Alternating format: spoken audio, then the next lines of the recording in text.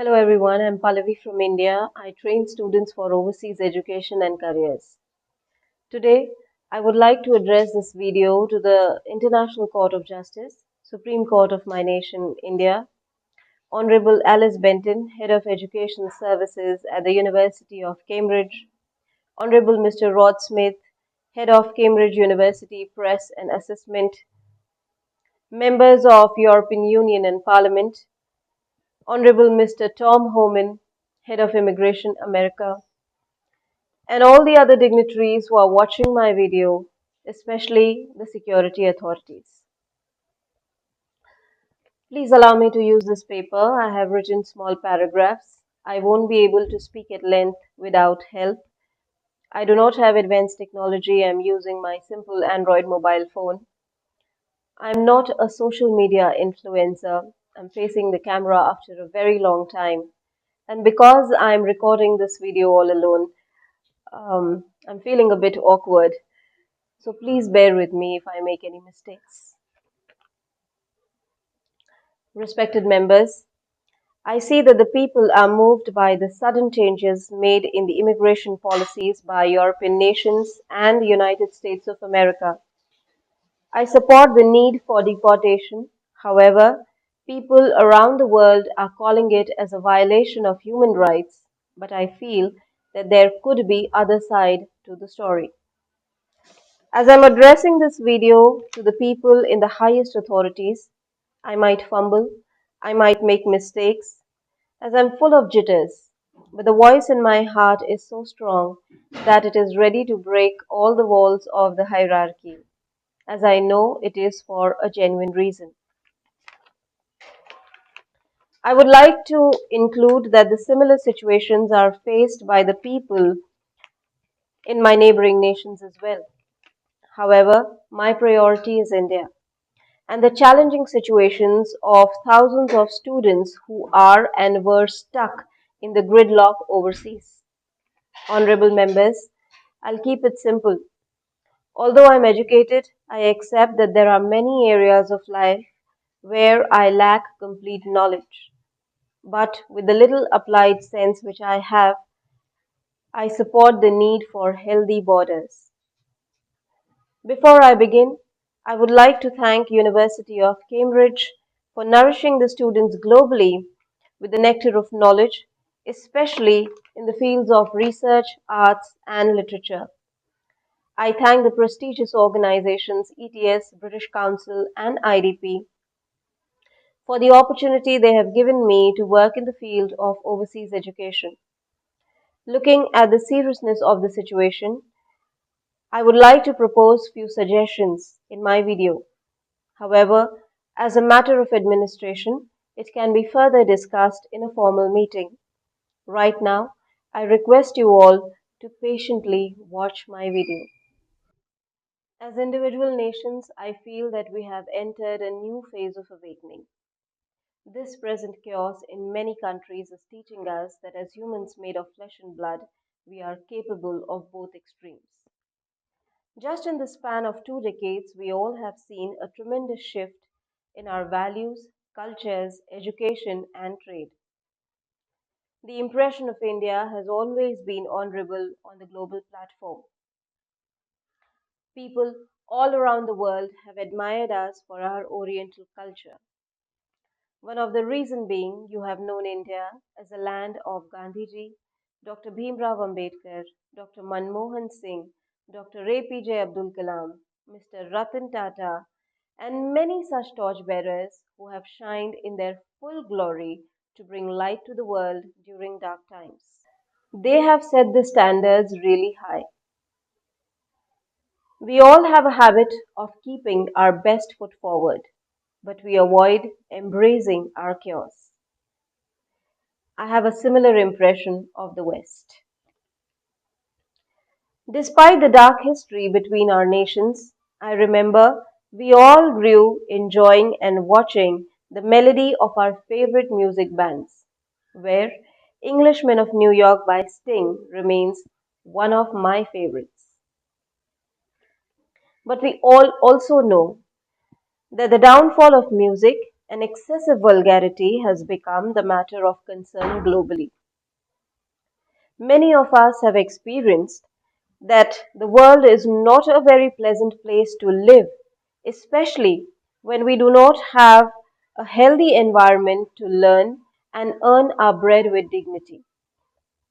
In this world of excessive manipulation and hatred, when we see people, especially the youth, naturally navigating their path away from toxicity and mindfully choosing the beauty of life by accepting their authentic self, it's then a very ordinary girl like me is inspired and musters the courage to speak the truth in the honor of their spirits. Dear European Union, the way we both look at democracy is different. In India, we are divided by many states, and each has its own beauty. Intellectually, I do agree that we find it difficult to bring people on the same page, but we all are binded by one book. We know harmony will be possible only if we have balance in education, value our individual cultures, and most importantly, prioritize environment. Not all flowers blossom at the same time in a garden.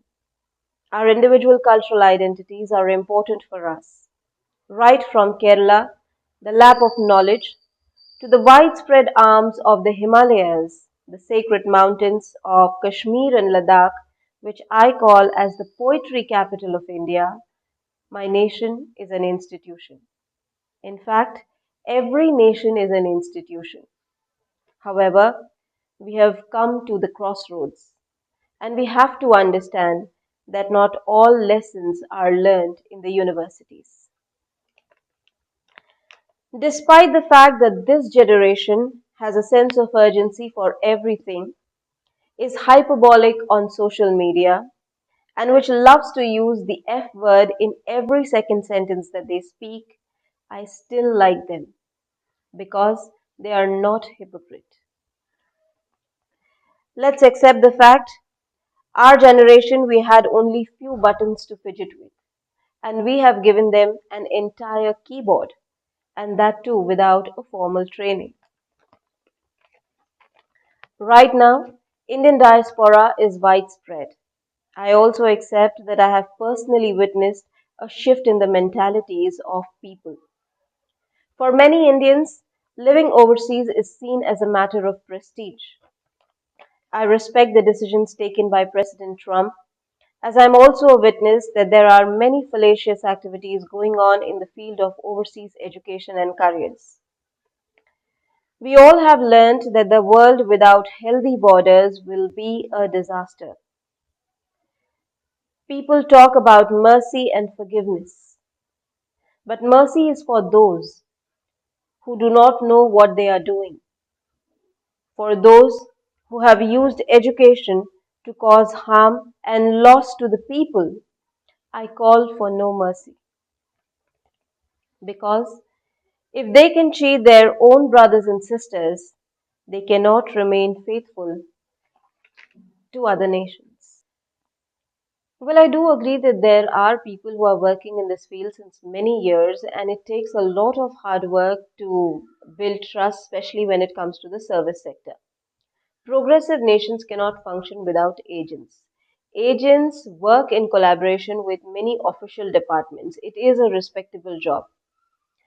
But the day the darkest truths of these agents who work for these loans and insurance departments surface, especially when we look at this massive immigration mess today, I guess the reality is going to hit us hard. During the specific time frame, they did anything and everything to achieve their targets, and their rewards were foreign trips. Most of the immigrants who you see today who come from these lower middle class families, they have no idea that the agents who do not hold a license have no right to charge money from them. And they have and these agents charge money in lakhs. They encourage false documents. They never tell the client about the 5 year ban, the deportation. They are fantastic word manipulators, They fake a glamour, and they connect these clients to only those people from whom they can earn commission. We do have really good school, colleges, and universities here in India. But when it comes to duplicating the mark sheets and the degrees, the forgery, I guess these fake agents and their team is doing a good job because they are not caught here. They are directly caught overseas. So it simply means that they are working in a very organized way. Who can fall in the trap of these fake agents? All those people who come from these middle class families, lower middle class families, the school dropouts, the college dropouts, all those who dream of having a better life, are ready to stay away from their family to earn their bread with dignity, who dream of having a better education for their children, who want to bring a sense of worthiness in their life. They all can fall in the trap of these fake agents, especially the vulnerable young boys and girls. The moment they say yes for false documentation, they cannot even go ahead and ask for legal help. And there have been cases of physical assaults as well. I would like to give a very specific example here because this is something which I witnessed. And so there are many students who go ahead and take these opt for these vocational courses because it's very easy to get jobs. These vocational courses include all these skill-based courses like these technicians and service sectors, these bartenders, or this hotel management and so on. So it is mandatory for them to go ahead and complete an internship program. This time of internship is not easy. They have to face humiliation. It's a lot of hard work. But once the course and the internship is done, they dream of having a better life. They go ahead and approach the agents for overseas jobs and careers. These agents, they give them all kinds of assurities, and they tend to make changes in their documents. And by this time, the student is dreaming of having a better life. So when these changes are made, these agents, they tend to use these big brand names to change their profile or to make changes in the profile of the students. If the brand names, they know about this, or they are working in collaboration, no problem. But if they do not have any idea, then it calls for a big trouble for the student. I'll give you a very specific example. I have to take the names because this is what I have seen. So the brand names like Marriott and Radisson. How will the student know the difference between these two brand names, especially this hotel groups, these big hotel groups? So if the agent makes the changes, and suppose the student fumbles during the visa interview, or there is a cross questioning, who do you think will suffer the most? The company doesn't suffer here, the agent doesn't suffer here. It is the student who suffers because then he cannot even go ahead and ask for refunds. So this is how the trap was set, and there was a specific time frame where a lot of such fake agents, they surfaced everywhere. They were mushrooming everywhere, and uh, they spoiled the lives of many people, especially the students. So we have to accept that they were working here, and a lot of people were supporting them internally and from overseas as well. So yes, this happened a lot from our country. I used to say Nagpur, which is not a very big city. It is centrally located in India. And when I started teaching students for immigration exams years ago, which happened accidentally, by the way, I remember those days we barely had two or three consultancies in our city. The reason being only those students who were genuinely interested in pursuing their higher education would take the test and apply. But very soon I started believing in this concept called as parallel world when I moved to Hyderabad. Hyderabad is barely 600 kilometers away from my city. And in Hyderabad, which is also known as IT Hub, I saw that there were around 300 consultancies only for overseas education and careers. I was fortunate enough to work for India's leading company. It was highly futuristic, and the staff was really kind, and I enjoyed working there. But very soon I realized that if we do not have a proper equilibrium when it comes to the government and private sector, the very next generation that we are going to see will be full of aggression. The reason being competition. There was massive competition everywhere, especially in the corporates. For the first time in my life, I also encountered something which is called as police raids. And the reason for this raids was data theft. Never in my wildest dreams I imagined that an individual's personal details can be used in multiple ways to harm the well being of not only this individual but the group that he belongs to. Due to personal reasons, I couldn't continue and I had to come back to my hometown and um, I doubted the credibility of the consultancies. There were muddy waters of corruption everywhere. This was also the time when Canada announced its big gates uh, opening for the immigrants. I decided to stay at home, and whoever came at home, I taught them. So it was mostly one on one coaching. Here, I would like to cite an example of one of my students who used to travel almost 16, 17 kilometers every day to study. I know the hardships of this student and how passionately he was, interested to pursue his education overseas.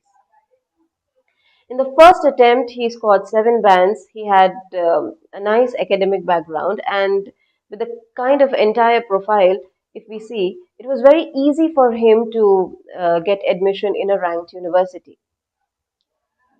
But what was heartbreaking here was the consultancy which he approached. It kept him in a loop for almost a year, and they charge hefty amount when it comes to the application fees. His father became extremely furious and he did not allow him to move to Canada, and this young boy had to compromise on his dreams.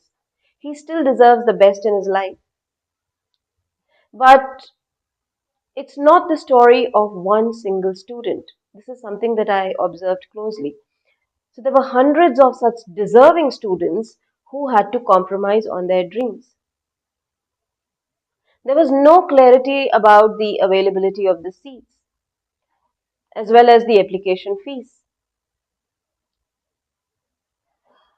It was not only the students, it was also the applicants who suffered. There was a lot of confusion when it comes to the process fees.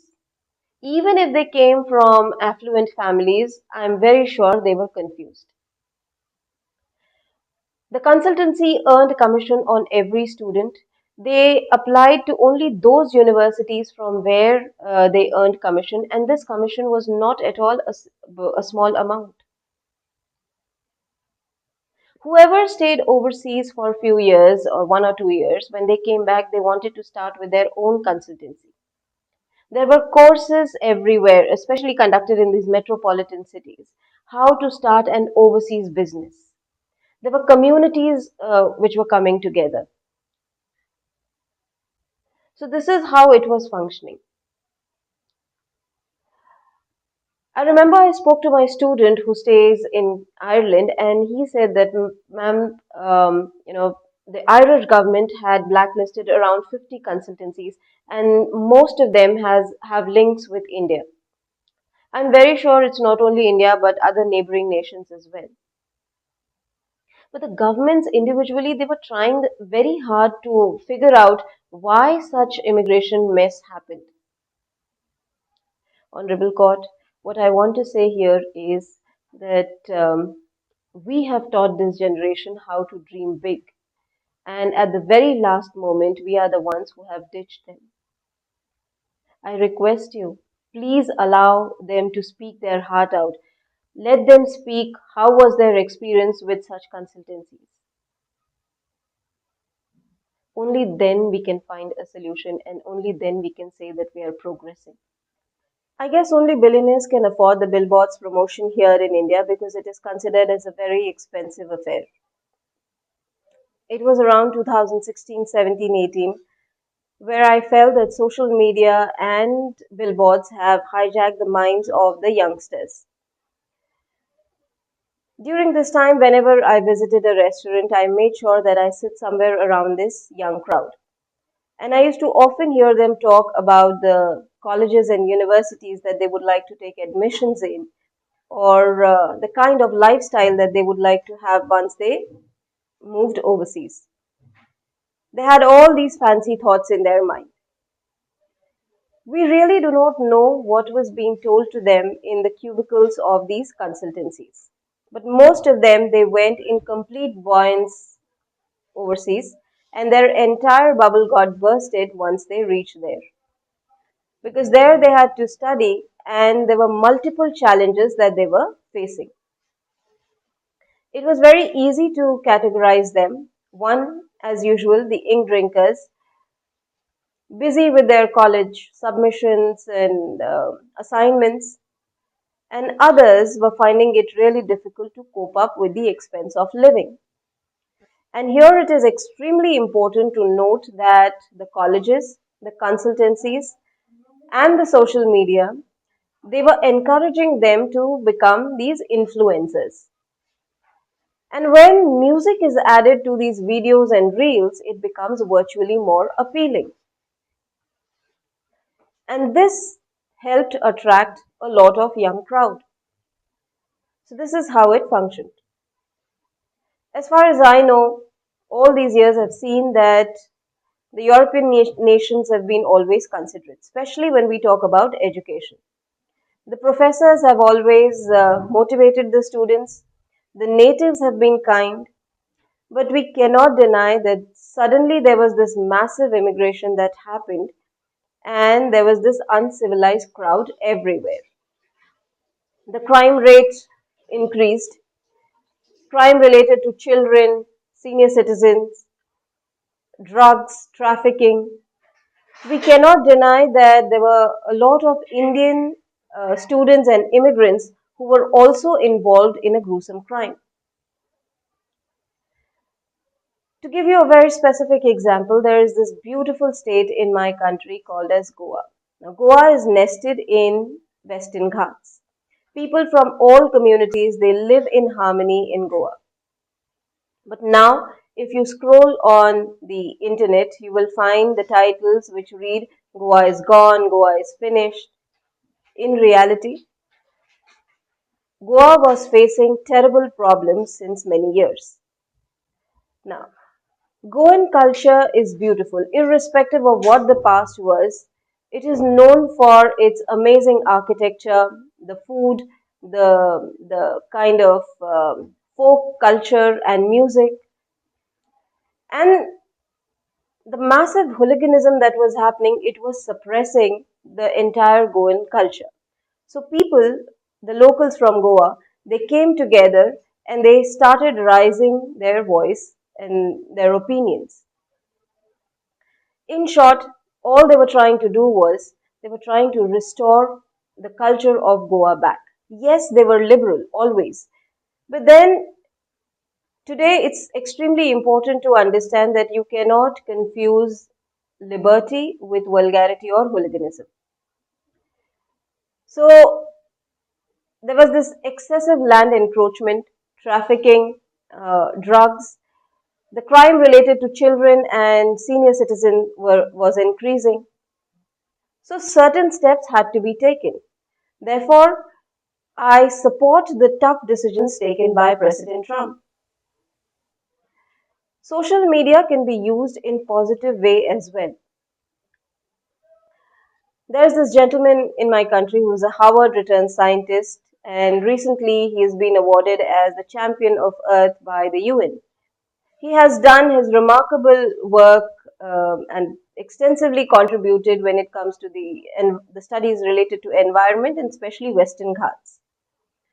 So when these youngsters will know about the kind of work that he has done, not only in India but especially in Maharashtra, the state that I come from, Once they start talking about it, I'm very sure that they are capable of creating magic. But all we have to do is provide them harness. But we cannot deny that when we talk about this massive mess that has happened, especially in European countries and many other parts of the world, we cannot deny, Honorable Court, that social media or the virtual media, as we call, played a huge role. It hijacked their minds and they found it really difficult to take the decision. It kind of influenced them a lot in decision making. Therefore, we should allow them to speak as to what really happened with them. So, overseas education fairs were always common, but there was this specific time frame, 2018 and 1919, as I said, it peaked. During this time, a lot of overseas education fairs were being conducted in many cities multiple times, not only in the cities but on virtual media as well. So university representatives would come down in lavish hotels. There was spot admission. Students and applicants were invited. And I already spoke about the impact of these billboards on the minds of these youngsters.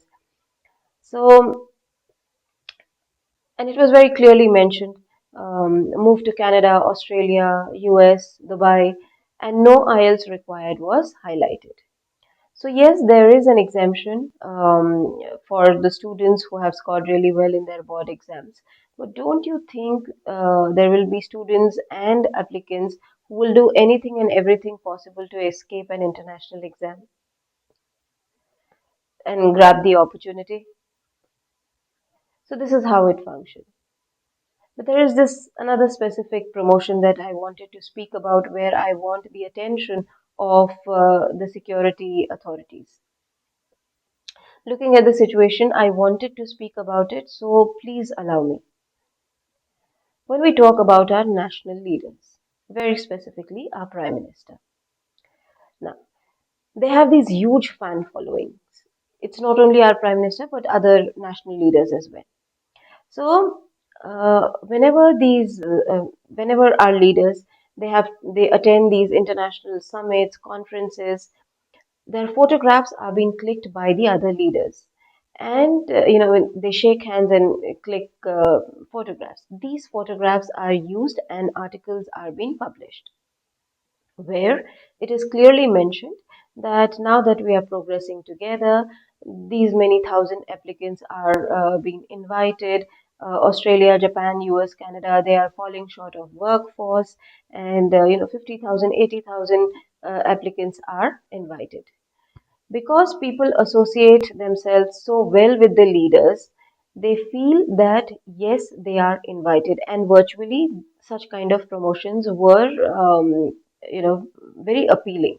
For a time being, even I was confused. I'm very sure the leaders don't know anything about it. So they went ahead, and there is a protocol that needs to be followed, and there was a lot of mess during this time, but everything came as a boomerang when countries like Sweden, Australia, Sweden being extremely cold country, they started paying the immigrants and asked them to leave. So who do you think will suffer here the most? Wherever our national leaders, when they visit overseas, a very rosy picture has been projected in front of them, but behind their back there is this hate brigade where the immigrants felt that they were deceived, they were cheated, and mostly when we talk about the temperament of these youngsters and these teenagers, their life is anyway spoiled. Specifically talking about India, which state do you think will bear the brunt of, the hate, the international hate that we are facing? Or if, God forbidden, anything happens, even if they don't do anything, they will be pulled in this, heat. There were other promotions like which came from Italy. Now, Italy being extremely scenic, there is no doubt about it. It is mesmerizing when it comes to its scenic beauty. So it was very clearly mentioned that Italy is ready to provide homes for the immigrants, free homes for the immigrants. And there were many students who took admission in the university and post their course. When their courses were completed, their degree courses were completed, there were no jobs. It was not only with Italy but other nations as well. And students faced a lot of loneliness. There was this hopeless situations. Many students, they committed suicide. And Italy was actually trying to hide its demographic crisis. The people from their own nationalities, they were leaving the villages and towns, and these villages were called as ghost towns. Before pandemic, the elites came forward, the celebrities came forward, and they said that there is a lot of population explosion. And post pandemic, they started saying that there is a decrease in population. And we all know that there is a huge conspiracy when it comes to the pandemic and the vaccine companies. I don't know how the psychologists around the world see it, but I see it as an extremely cynical act. Countries like Canada, they have these harsh weather conditions. There are very few places in Canada where people coming from India can, comfortably live. Talking about specific domains, the food sector, the hotel management students, and so on, we felt that it is growing during pandemic and post pandemic, but no, there was a lot of bargain that was happening when it comes to the food quality. The food sector, it suffered terrible losses, and people were trying to experiment a lot with the food, and as a result, there was excessive sickness everywhere, health crisis that people were facing. So all these challenges were there during the specific time frame, and this is how it was. Even in this age of artificial intelligence, I support the old school methods of learning. I know we owe a big gratitude to science and technology for bringing our world together, and today internet is a blessing for many of us. You might have also noticed that suddenly in the world's largest democracy, that is India, there is a conflict going on when it comes to the languages. Now, I have my own take here. If it is convincing, okay. If it is not convincing, still okay. No problem with it. So I felt that it was during COVID where pandemic extracted the beauty from our education system, where experts all around the world, they started complaining about the behavioral changes that they are noticing in children, and teachers were finding it difficult to cope up with the technology. The the entire education system was taken over by the edtech companies and disturbing the order of academics. I'm not a big fan of this edtech revolution, especially when it comes to the schools. Too much emphasis was given on online coaching, and people willingly, chose English language, even though other options were available for them on the internet. English occupied a massive space on the internet, and it became a language for marketing. I was privileged enough to study in a convent school, and during those days, we had three different languages to learn. It was a state board. I remember that was a time where I felt that there was a beauty in the spirits of our teachers. They introduced these activities, they always maintained a cordial relation, and they made us participate in these activities, made us fall in love with the language. And till date, we have never developed a hate for a particular language as such. And those were also the days where I felt that, people enjoyed staying in small group, reading, outdoor sports. Organizations like British Council, they kind of supported the schools. They never overpowered the administration. There were other organizations which came forward and they conducted these tests for languages, and students willingly participated. It was extremely flexible during that time.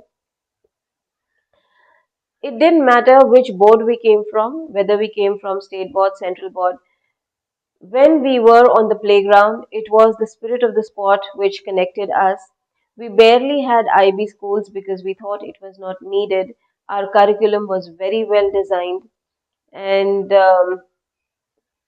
youngsters, in public places, even when they had this choice of speaking in their native language, they spoke in English.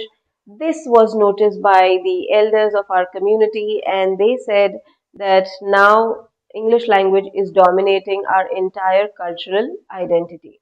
It was not only the elders, but the experts from various fields. They felt that due to excessive use of English language in technology, the other languages are left behind. Our Prime Minister, Honorable Modi ji, on the occasion of Teachers' Day, he made sure that the teachers realize the importance of the native languages. And I think it was a wonderful initiative. There is a very famous psychologist who stays in Canada. His name is Mr. Jordan Peterson. I admire him a lot. And he said that if we go on saying yes to everything and anything that comes our way, we are bound to attract psychopaths. Now, his statement is based on human psyche, the study of human psyche. And philosophically, this statement is over glorified in a country like India. And I'm not at all ashamed to say that, if we do not learn to draw healthy boundaries, especially individually, people, no matter which communities they come from, no matter which language they speak, they have the tendency to leech our confidence out.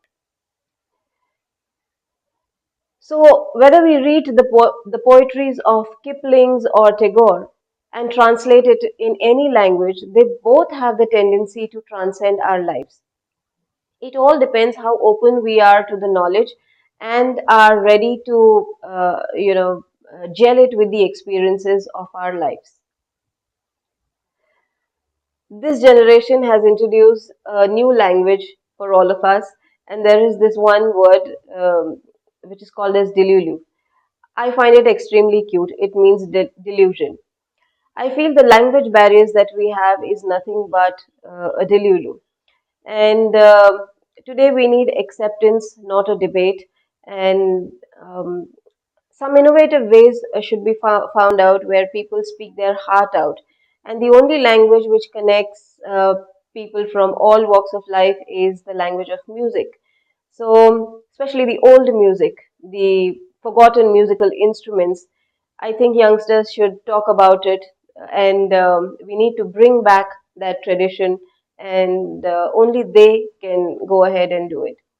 So this language conflict, I guess, will very soon reach the courts, the Supreme Court of my nation, and they deal with all kinds of nerds every day. We have many languages in our country spoken.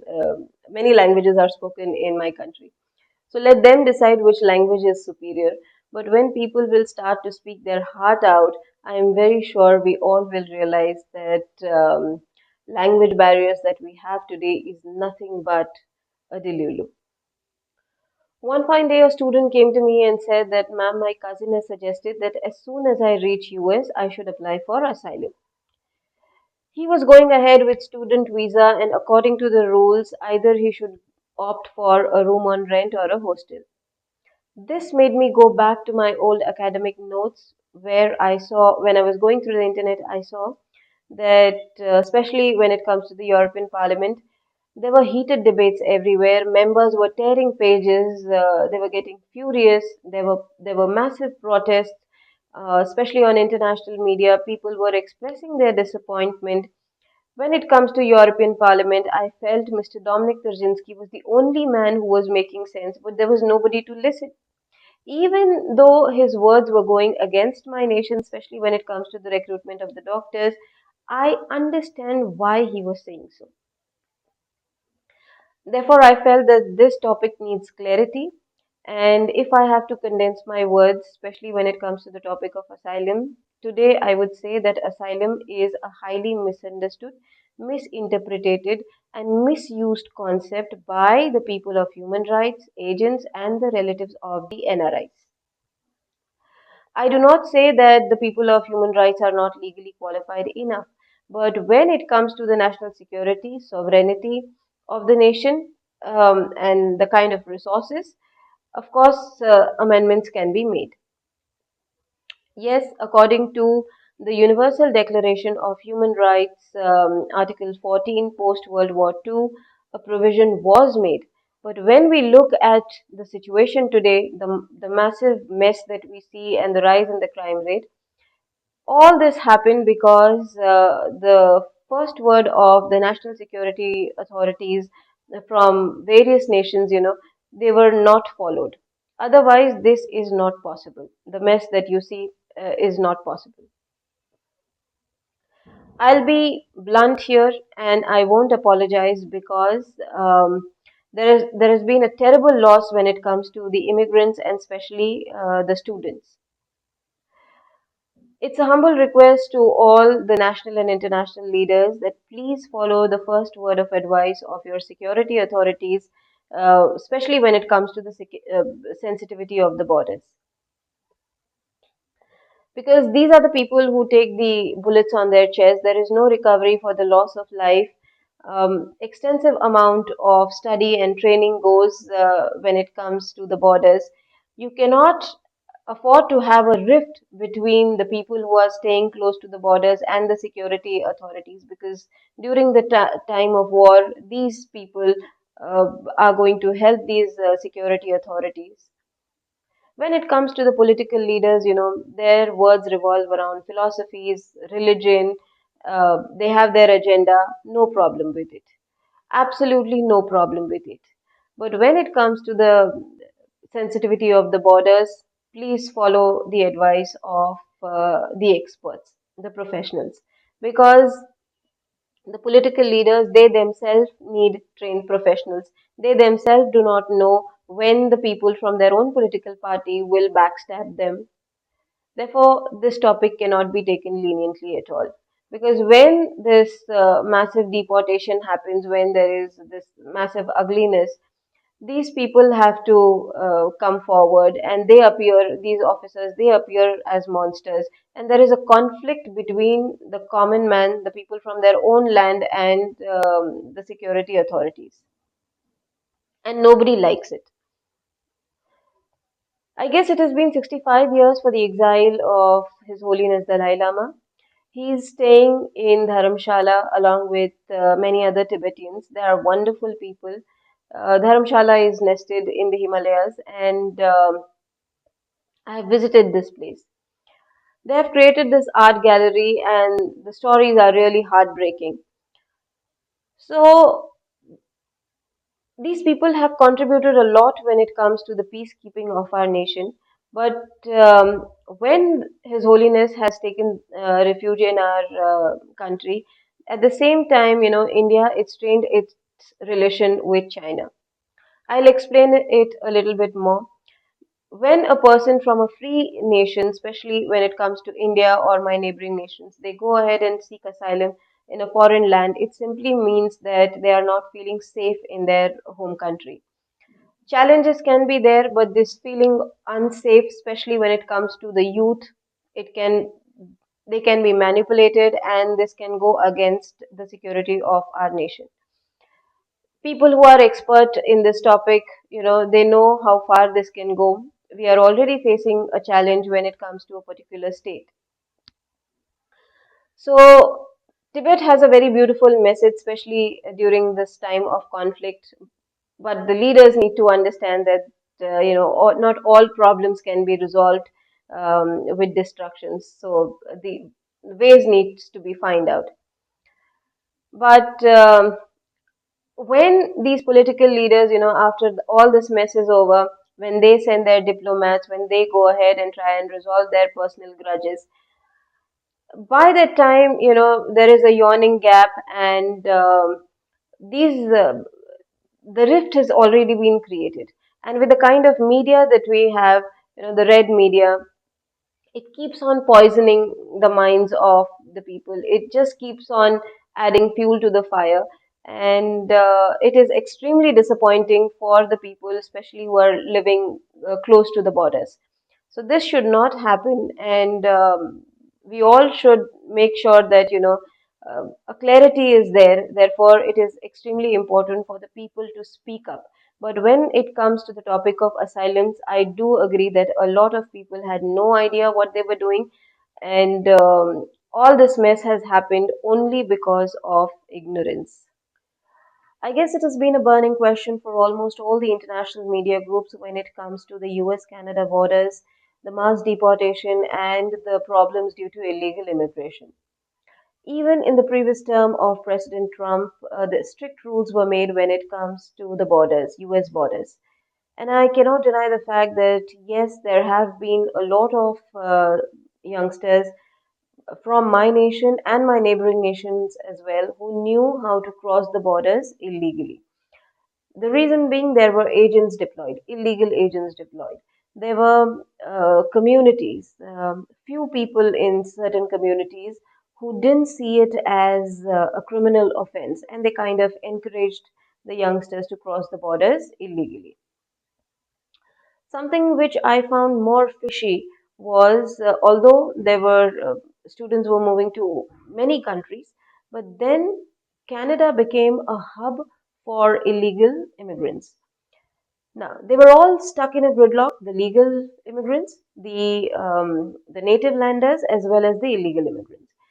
Students were at the most vulnerable state because they were, as it is, suffering from the problems of, the false promises given by the agents and the consultancies. Students, even after completing their master degrees, they were ready to go ahead and do odd jobs, and most of the illegal immigrants, they knew that uh, directly entering to in US was impossible, so they chose Canada, and through Canada it was very easy because the route which connects both the countries is used for transportation. It was extremely sorry sight to see when they were crossing the borders. Media in my country barely spoke about it. It was few independent journalists and a few YouTubers who risked their life and dared to speak about the situation, and that is when things came to light. To be very honest, many parents in my country, they do not know what the students were actually going through. And how come such a progressive nation like Canada, they never arranged a counseling booths for students when they knew that these many students are, coming down to their home countries, their home grounds. So during this time when maximum students were hitting the downward spiral in US and Canada, you know, during this time, drugs were very easily made available for them. So it was the natives as well as the immigrants, they all were almost getting into this trap of drug addiction. So this is something that was extremely sorry to see. I laughed my heart out when I came across this term called as donkey. Now, this term is used for illegal way of crossing the borders. And the native landers here, they pronounce it as donkey. There is a very intelligent filmmaker in my country. His name is Mr. Raju Hirani. I am a huge admirer of his craft. I have seen almost all his movies. But there is this one specific movie which I avoided to watch, and probably I did not wanted to see how the students really face or what kind of pathetic ways they go through just to cross the borders. They were ready to risk their lives, but they never wanted to return to their home country. It's very difficult to convince a youngster once they have made their mind that the illegal route of crossing the borders, illegal way of crossing the borders is not expedition, it is not excursion, it's not the program that they see on the television called as roadies. Roadies is a extremely popular television program here in India. I was teaching from home, but then whenever I used to travel, or few students when they came down home, when I used to ask them after few sessions, why these many students from your states are suffering. So when I heard the answers, I was really shocked because Most of these youngsters, they were kept in dark. There was a lot of ignorance, and very casually people from these states, they were cheating these youngsters. They had no sense that they were playing the life of these youngsters. So we all know the story of Dirty Harry. These Dirty Harrys are everywhere. But then when these mass deportation, this something like this mass deportation happens, the Punjabis, the Gujaratis, Maharashtrians, Nepalis, Bangladeshis, Pakistanis, even the Americans as well, they will not blame each other. At the very end, they want to take a refuge of law and order. But there is this serious hypocrisy that is going on in my country. I don't know about other nations, but definitely my country, where there is this feeling of extremism that we see on the internet, on the television, especially when it comes to the nationalities or the communities. This is a right time.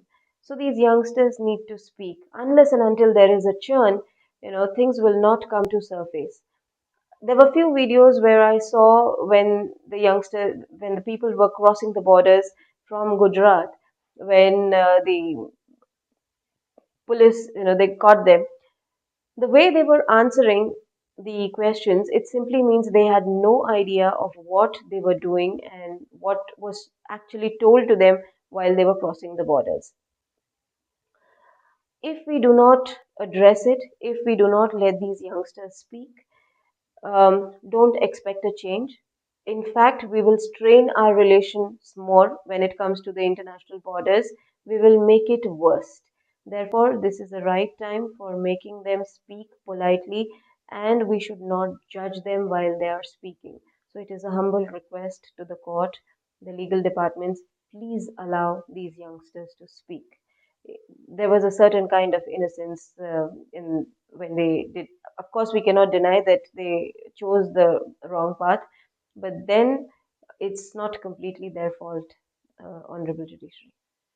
I guess process was never a problem, but the real challenges started once the immigrants they moved to the foreign land. That's where they realized that whatever was being promised to them, whether it comes to the stay or the remuneration, was polar opposite. We do not have any official figures of those immigrants who committed suicide overseas due to inhuman treatments. India is known to provide the world cheap labor, and they work for countries like UAE, European nations, and these days a lot when it comes to China. They come from these middle class, lower middle class families. Most of them are domestic helpers, and many of them are today imprisoned in the jails of UAE and European nations. It's not only the crime, but the situation which compel these immigrants to commit the crime needs transparency today. People on international platform are asking, is there a way out? Yes, there is a way out, but first we need to address why this is happening. I don't know what is the take of International Labour Organization here, but then question does arise, what about the dignity of labor, especially when it comes to the international borders? There was this one case which was very well documented where the intelligence agencies from US and India they came together to burst a cyber racket where the people of US were cheated and the call center from where all these activities were happening was based right in the heart of Mumbai city. And what was disappointing to notice here was most of these employees were youngsters. I don't think they ever imagined that their education could have been misused in such a way to cause harm and loss to a common man. But then there was a specific time frame where, under these pretexts of startups, many such IT companies and call centers they were booming not only in India but everywhere around the world. It's not that we do not have good IT companies here. We do have. Well, I have no knowledge about IT companies as such, working in IT companies as such.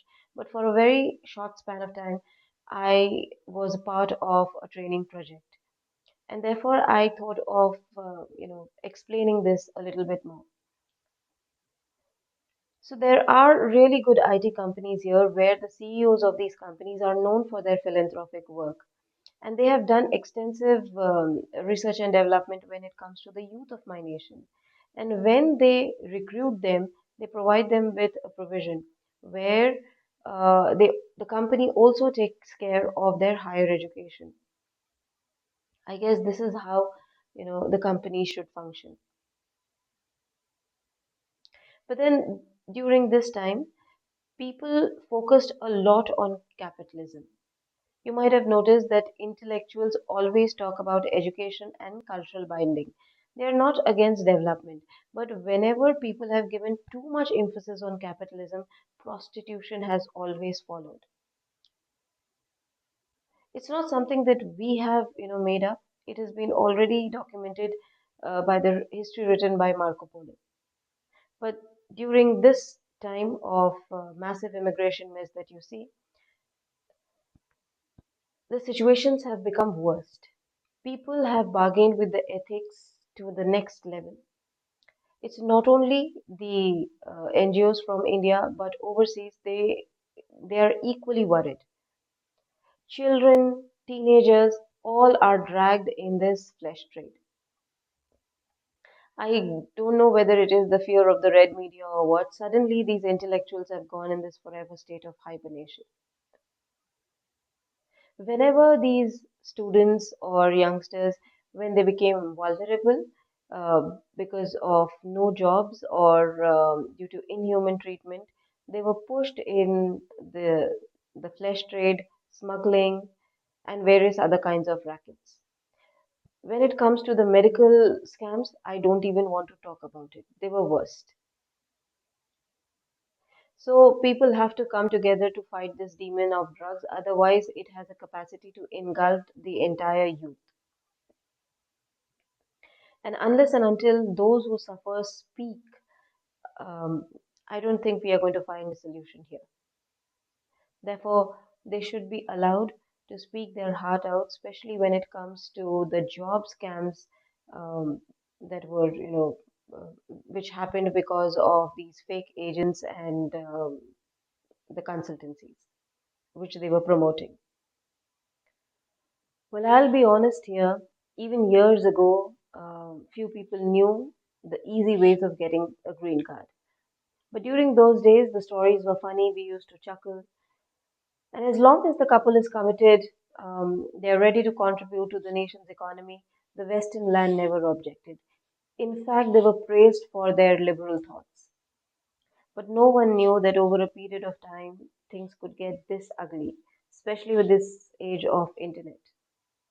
Here, I would like to share a story of one of my students, which I personally witnessed. And of course, I'm not going to take her name. She's a beautiful, talented girl, comes from an extremely cultured family. It was an arranged marriage for her, same community. The boy was an NRI.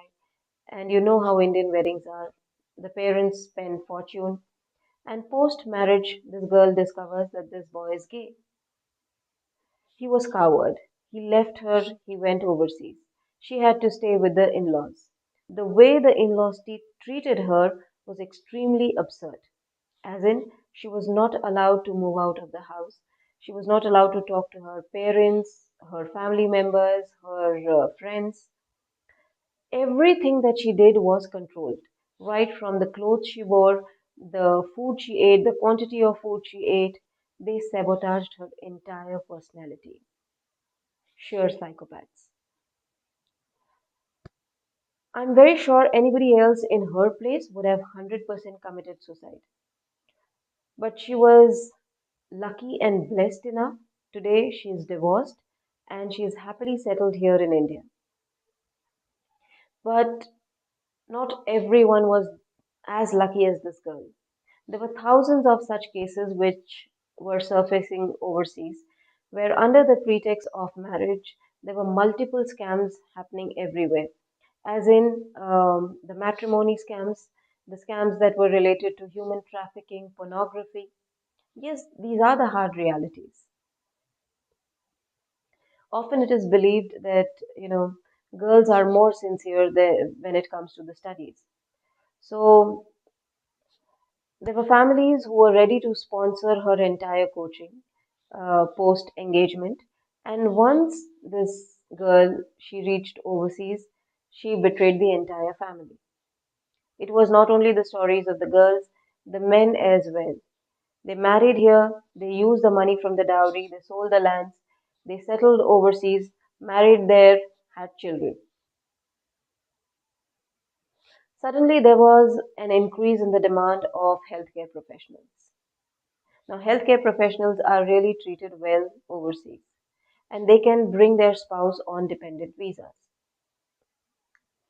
But then the realities which my students told me when it comes to the healthcare professionals, the way they are treated here in India to the way they are treated overseas, it was a turning point in my life. Because by that time, there were many dark realities which were surfacing when it comes to the field of medicine. And if we don't address it, you know, we will never be able to understand why there was this massive immigration, especially when it comes to the healthcare professionals. There were times when students said that they were finding it difficult to cope up with the people from their own nationalities. There was a reason for it. You know, when the liabilities change, we have to accept the realities. I do not have anything against this gay or LGBT community, but then when it comes to the matters of heart, I guess the pain is equally felt. There was this massive cacophony of these betrayals and heartbreaks everywhere. And in this cacophony, I was able to listen to the silent prayers of a martyr's wife. The honor for her, you know, people have forgotten the virtue of staying committed, but that is completely their choice. We cannot blame this young generation. Perhaps they already know how the cookie crumbles. There is a serious cowardness in our country, in our communities, and unless and until we address it, these stories surface and act like a mirror. I don't think we are going to see a change. So I stand very strongly with the decisions taken by President Trump when it comes to the green card, because there was a specific reason for it. The emotional collapse is bound to happen if we do not address our own foolishness. And perhaps that day we will realize that extremism is not going to. After the horrors of partition in 1947 and the deadliest riots of 1984, India was left with many scars. And the state which suffered the maximum wound was the state of Punjab. You name the problem, Punjab has it. Whether it comes to the farmers' grievances, drug abuse, internal conflicts, yet I can say that Punjab is a ray of light for India. The reason being they chose mindful state board education over violence.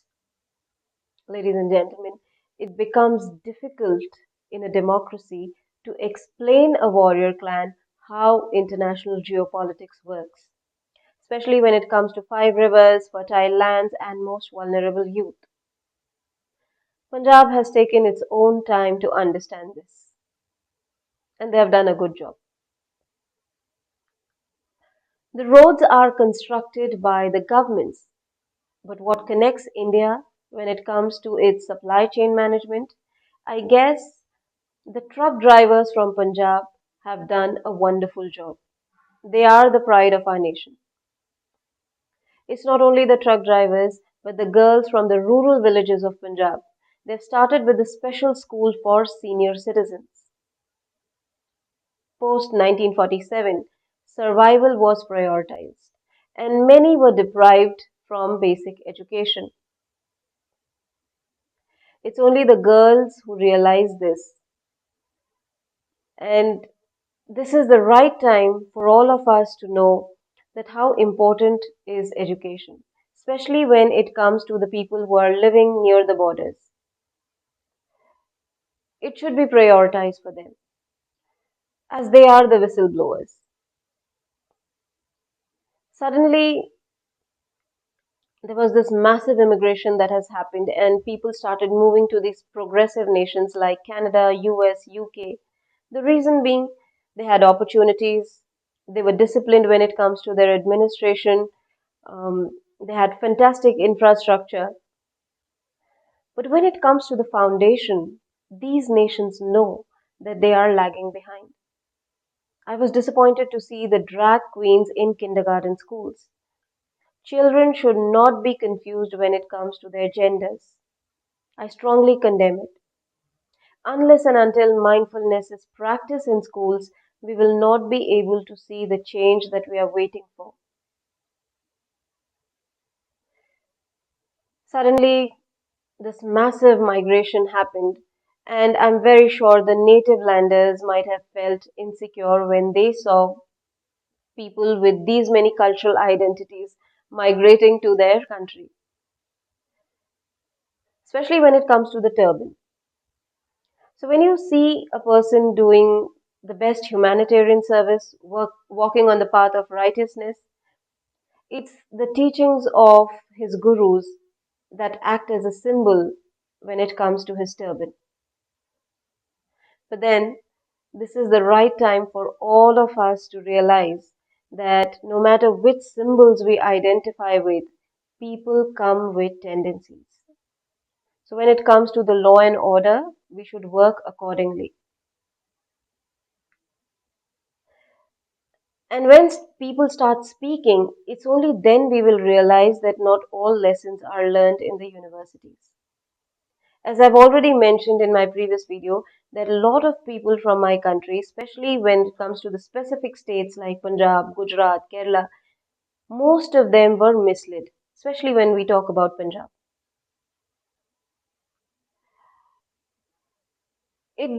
Maybe it is a passing news for the people of my country, but then it gives me immense joy to share with you a news that the border security forces of my country, especially when it comes to Punjab, they've started with the classes for the students when it comes to IELTS.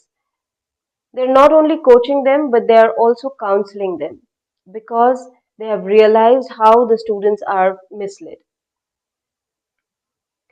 even when it comes to their finances. And this is how the government body should function. They have set a really good example for all of us. If we want to resolve the conflicts amongst the citizen and the administration, certain, certain voluntary activities needs to be conducted and people have to be involved. Otherwise, we will not be able to cope up with the conflicts that we have when it comes to our borders.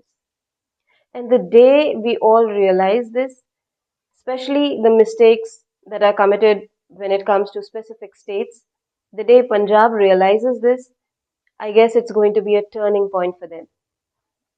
And without any doubt, I can say that that day they will be a ray of hope for not only India, but for the entire world. Because nobody can serve humanity the way these people do. So there we go. As you have seen that I have accepted all the allegations that are related to overseas education and careers, whether it comes to forgery, agents, consultancies, job scams, human trafficking, scams related to medicines, drugs, marriages, and the green card, illegal route of immigration, communities involved. Yes, all this is true. I have seen people expressing their disappointment and are upset about the civic sense of many Indians overseas. I am ready to accept that as well. But then the reason why I recorded this lengthy video was just to let you all know that there are various parameters when it comes to this massive mess that has happened. First of all, an order of discipline that we had was completely disturbed. And because the discipline was disturbed, the consequence was this massive chaos and the loss of millions of people. Unless and until the people from the Coast Guard, Visa Department, Education sector, they give a green flag, I don't think this would have been possible. I don't know what the guardians of legal department, law and order have to say here, Mr. Homan, Doval sir. I simply wanted to express myself and speak my truth. I genuinely feel like, the massive mess that we have seen is there is a lot of confusion here. But it might sound kiddish, but I simply wanted to express myself. And I want to let you know how I felt here. I felt like during this entire phase, I felt like some dirty giant hippo has opened its huge mouth, and all these youngsters and these immigrants, they are entering in a state of trance. And simultaneously, there were a lot of environmental disasters that were taking place. I wasn't feeling healthy about it. I know it sounds diabolic, but this is how I really felt about this entire mess that was happening. Mr. Jordan Peterson, sir, you have a bigger case study now. So please help us all understand how you see this mess and how come these many youngsters and immigrants they went on saying yes to everything that came their way. I felt that their choices were controlled. Otherwise, I don't think this would have been possible. But then still, it needs an expert advice here. I saw that there were massive protests everywhere. People were stabbing each other. There were racism, hate speeches, especially when it comes to the youngsters and teenagers, the kind of aggression they have, and their entire hate was being projected on the national and international leaders. We all barely know the truth, so we will leave the decisions to the authorities, but then this is how I felt. So honestly speaking, one nation cannot be blamed here. I think it was very well organized, but it's ultimately up to the people. So I request them to calm down and try and analyze, whatever they have seen in their surroundings. And it might sound funny here, but then it always takes two to tango. So it is stupid to blame one particular nation here. Although I do accept that there were a lot of mistakes that have happened from my nation. So thank you all the dignitaries for watching my video. And before I wrap, I wish to contribute few suggestions. I'm sure these will help. Firstly, an official spokesperson needs to be appointed for each ranked university.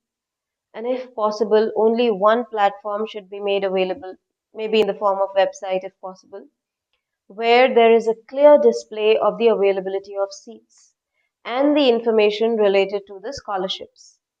This will be appreciated not only by the students but the parents as well.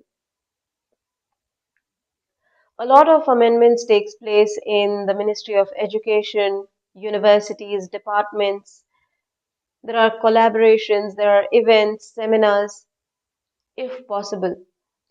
An annual bulletin is published and made available for the educational institutions and people in general.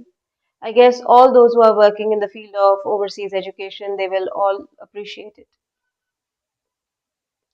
Secondly, on the official website of OET, the list of registered medical institutions, hospitals, point of contact, and the fee structure should be very clearly mentioned. You all can't even imagine the kind of frauds that are happening in the field of medical science. People who are working in this domain, they cannot go ahead and talk about it in public. Applicants cannot ask for refunds. Sometimes there are cases of physical assaults. There are doctors who have committed suicides. So this needs your attention.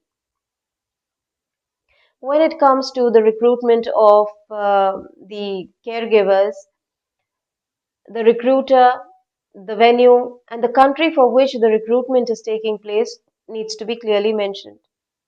I know OET has been doing this since a very long time, but then you cannot deny the fact that there are healthcare professionals who are being deported, and there's no one to address their grievances. That simply means that there is a lot of foul play, and it's important that the people who are working in the field of medicine they kind of address it. Workshop should be conducted where the medical professionals should be encouraged to work in their home countries, and if possible, exchange programs can be made available for them. Medicine is a sacred profession, and if any company or country encourages the use of bioweapons, I guess that is the time where people should unite and condemn this act as well as consider that country as weak, no matter how strong their infrastructure is. It doesn't matter. I feel there is a need to introduce a department because embassies cannot take care of all the grievances of the students. This department can work as a collaboration or should be registered by the Ministry of External Affairs and the civil courts. And this department can be introduced in every country, which takes care of the students' grievances related to part-time jobs, stay option, food, safety. Various voluntary activities can be conducted. They can act as peacemakers. They can be paid either in the form of hard currency when they are engaged in voluntary activities or in the form of credits. You might have seen videos where the students are lined up just for few jobs.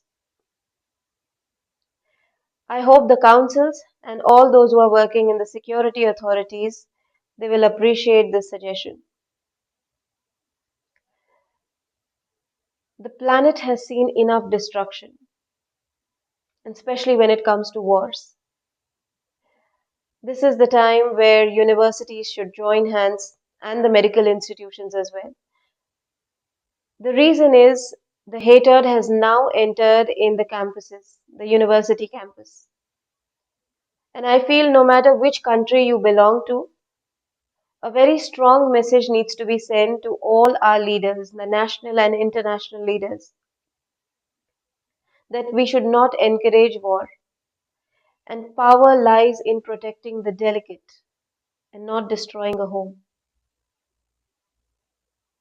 I'm not against war, but then I support education. Therefore, I feel that the kind of injustice that we all are seeing when it comes to the students and the children, this is the time when we take a stand. Honestly speaking, I am not a poet, but I have written few lines. And this poem I have written in the memory of all those students who have lost their life overseas, Indian students. And I didn't have any power to speak with such conviction and directly address the authorities. I guess it is the power of their spirits, the spirit of those students and children, which made me speak with such power and authority. So I wish to dedicate this poem to the parents of not only my country, but everywhere around the world who have lost their children. I hope you like it and thank you so much for patiently watching my video.